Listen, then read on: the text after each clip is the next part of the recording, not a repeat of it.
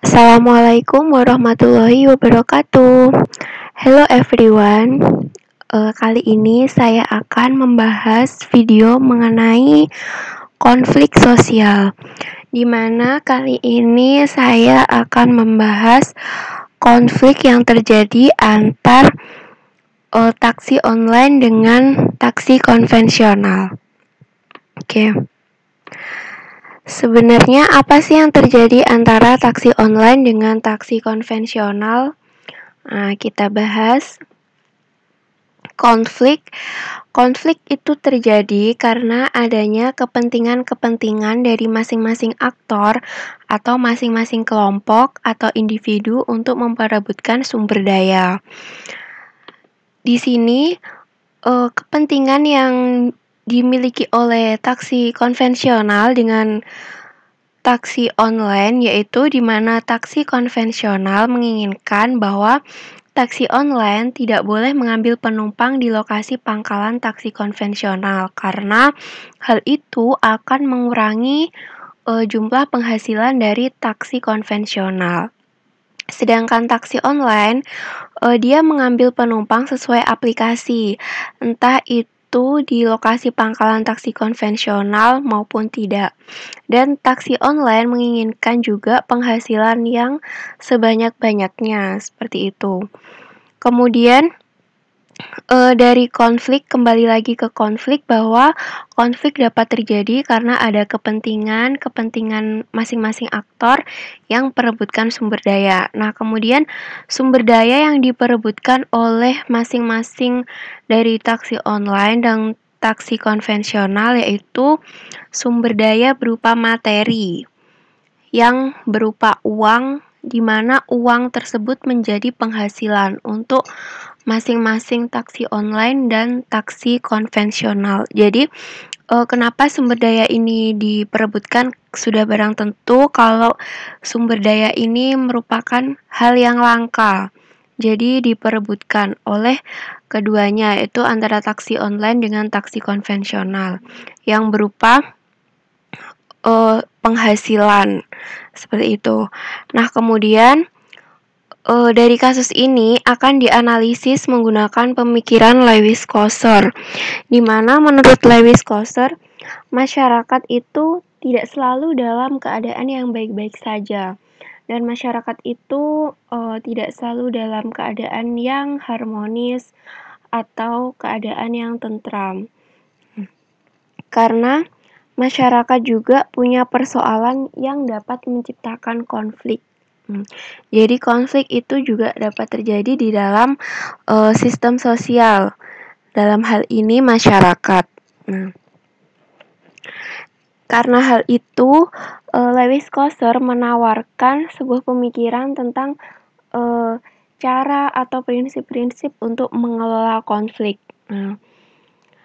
Yang pertama yaitu ada prinsip keterbukaan atau komunikasi, di mana prinsip keterbukaan atau komunikasi ini berarti di antara kelompok atau individu yang sedang berkonflik, mereka harus mengutarakan masing-masing keinginannya atau masing-masing kepentingannya seperti apa. Dalam hal ini misalkan pada kelompok taksi konvensional memiliki kepentingan menginginkan penghasilan yang banyak dengan melarang atau tidak membolehkan taksi online untuk mengambil penumpang di lokasi pangkalan taksi konvensional. Karena hal itu dapat mengurangi penghasilan taksi konvensional.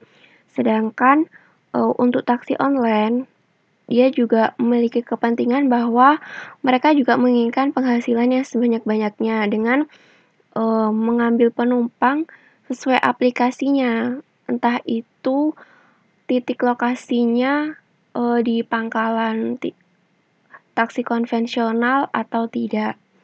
Nah, setelah adanya keterbukaan komunikasi antara taksi online dan taksi konvensional, kemudian harus adanya kelembagaan komunikasi, yaitu kelembagaan komunikasi itu kan berarti kelembagaan itu kan berarti hubungan sosial yang di dalamnya terdapat interaksi, komunikasi, dan lain-lain.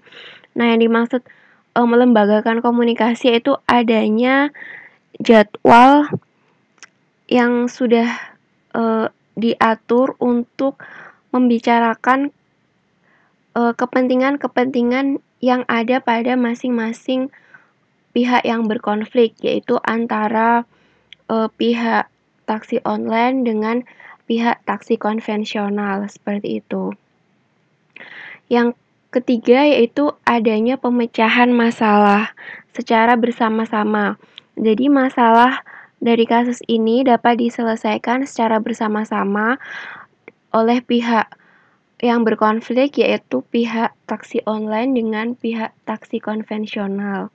Nah, dari 3 prinsip-prinsip kelola konflik ini akan menghasilkan suatu penyelesaian masalah berupa terdapat pemecahan masalah, yaitu ada titik-titik penjemputan penumpang untuk taksi online dan taksi konvensional, di mana didapatkan bahwa jika taksi online terdapat pemecahan masalah di mana untuk titik penjemputan taksi online tidak sama dengan taksi konvensional, yang berarti bahwa jika taksi konvensional titik penjemputan di lokasi A, maka taksi online tidak boleh mengambil penumpang di titik penjemputan lokasi A atau di titik penjemputan untuk taksi konvensional. Begitupun sebaliknya, untuk taksi online harus melakukan atau taksi konvensional harus melakukan titik penjemputan di pangkalan taksi konvensional, tidak boleh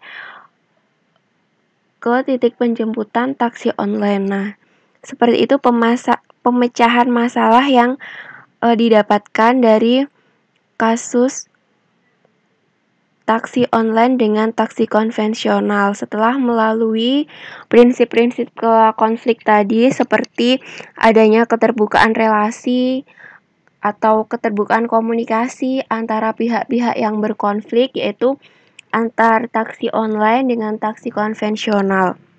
Kemudian juga adanya kelembagaan komunikasi. Jadi ada jadwal untuk mengkomunikasikan kepentingan-kepentingan masing-masing dari pihak-pihak yang berkonflik. Nah, setelah dilembagakan, kemudian diperoleh pemecahan masalah, di mana pemecahan masalahnya yaitu terdapat titik-titik penjemputan penumpang untuk taksi online dengan taksi konvensional. Nah, kemudian setelah ada pemecahan masalah, kita dapat menyimpulkan berdasarkan konflik yang terjadi antara taksi online dengan taksi konvensional, yaitu jika ditarik akar penyebab konflik, termasuk jenis konflik real ataukah jenis konflik non-real. Jadi, untuk jenis konflik atau tipe konflik real konflik, yaitu konflik yang terjadi karena adanya perebutan sumber daya, di mana sumber daya yang diperebutkan ini bersifat material, ya.